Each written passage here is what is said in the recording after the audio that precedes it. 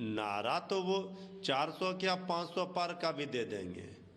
इनको इस बार पता चल जाएगा इस लोकतंत्र में कितनी ताकत है और इस देश का लोकतंत्र कितना मजबूत है। और इसमें जो ये तंत्र के भरोसे शासन चलाए हैं 10 वर्षों से, अब इनको जन का और लोक का एहसास होगा 2024 के लोकसभा चुनाव में। हाल में संपन्न हुई 5 राज्यों की विधानसभा चुनाव में बीजेपी का प्रचार अभियान में सबसे ज्यादा जिस एक शब्द की गूंज सुनाई दी वो थी मोदी की गारंटी। चुनाव खत्म हो चुका है लेकिन मोदी की गारंटी शब्द छाया हुआ है। तो वहीं विपक्ष इस गारंटी से बेचैन है। विपक्ष को बेचैनी है कि क्योंकि 24 का रास्ता उनके लिए और भी ज्यादा मुसीबत भरा दिखाई दे रहा है। Bureau report, Republic Bharat.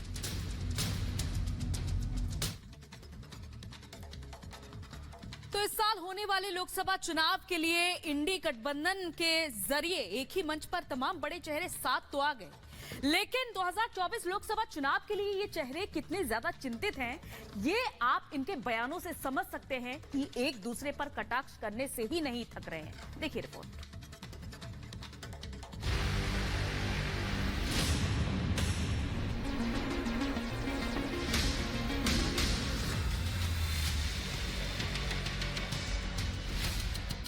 दशक से देश की सत्ता संभाल रही बीजेपी को सत्ता से बेदखल करने का सपना कुछ राजनीतिक पार्टियों ने देखा और नतीजा निकला 28 दलों का इंडी गठबंधन, जो लगातार चाय पर चर्चा करने के लिए एक साथ तो जुटते हैं, लेकिन ये नहीं समझ पा रहे हैं कि कौन सी पार्टी किस राज्य में कितनी सीटों पर चुनाव लड़ेगी। और नतीजा ये है कि गठबंधन के अंदर पार्टी के नेताओं की बदजुबानी शुरू हो गई है। एक थी कांग्रेस। आम आदमी पार्टी के पंजाब सीएम भगवंत मान ने क्या कहा, सुना आपने? और वो भी उस पार्टी को लेकर जो इस गठबंधन की सबसे बड़ी पार्टी है। एक बार फिर से सुनिए सीएम भगवंत मान का वो बयान। पंजाब ते दिल्ली च मां अपने बच्चे नू दुनिया दी सब तो छोटी कहानी सुना सकती है। एक थी कांग्रेस। ये बहस और बदजुबानी यही नहीं रुकी, बल्कि कांग्रेस ने भी एक कदम आगे बढ़ते हुए कह दिया कि आने वाले दिनों में सब कहेंगे एक थी पार्टी जो तिहाड़ में मिलती है। पिछले 7-8 साल में तो वो भारतीय जनता पार्टी की बी टीम की तरह काम कर रहे थे। अब हो सकता है उनको लग रहा हो कि भारतीय जनता पार्टी को उनकी जरूरत नहीं है, इसलिए वो इंडिया अलायंस की तरफ देख रहे हैं। जो बड़े गठबंधन में आने की जो एक तौर तरीके होते हैं, उसका एक कल्चर होता है, उसकी इनको समझ नहीं है। किसी के साथ भी काम करने की समझ नहीं है, चाहे दिल्ली के एलजी हो, चाहे भारत की सरकार हो, चाहे विपक्ष के लोग हों, चाहे गठबंधन हो, इनको किसी के साथ काम करने की आदत इसलिए नहीं है क्योंकि इनकी सारी पॉलिटिक्स पूरी दुनिया पर उंगली उठाने की है। आने वाले समय में माताएं ये भी कहेंगी कि एक पार्टी थी जो आजकल तिहाड़ में मिलती है। ये बता दे कौन सी ऐसी पार्टी है जिसका 40% नेतृत्व जेल में हो और बाकी जाने को तैयार बैठा हो। बीजेपी को चुनौती देने की बजाय आपसी खींचतान में गठबंधन के सपनों पर पानी फिरता दिख रहा है।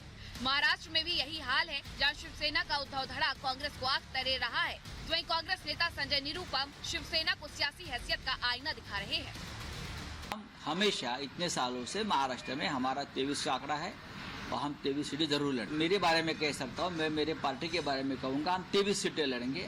जब इंडिया ब्लॉक के सभी पार्टियों को एक साथ मिलकर लड़ना है और भारतीय जनता पार्टी को पराजित करना अगर ये संकल्प है तो हम एक दूसरे से लड़ना बंद कर दें।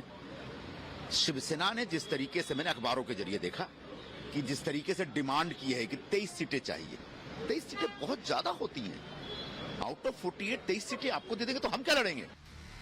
पंजाब महाराष्ट्र के बाद बंगाल में क्या आलम है वो भी आपको बताते हैं। जहां सीएम ममता बनर्जी ने कांग्रेस को 2 सीटों के लायक पार्टी करार दिया, वहीं ममता के नेता कांग्रेस को बीजेपी का दलाल बताने में जुटे हैं।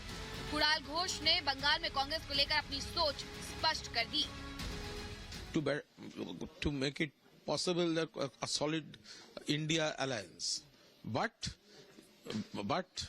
in Bengal, the state Congress, they are playing a role of dalal of Bhajpa. ये तो महज कुछ राज्यों की बात है। यूपी में अखिलेश कांग्रेस के साथ क्या सलूक करेंगे, इस पर भी सवाल है। जाहिर है जहाँ इतने मनभेद हो, अंतर्द्वंद हो, वह सिर्फ फुटअव्वल तो होना ही है।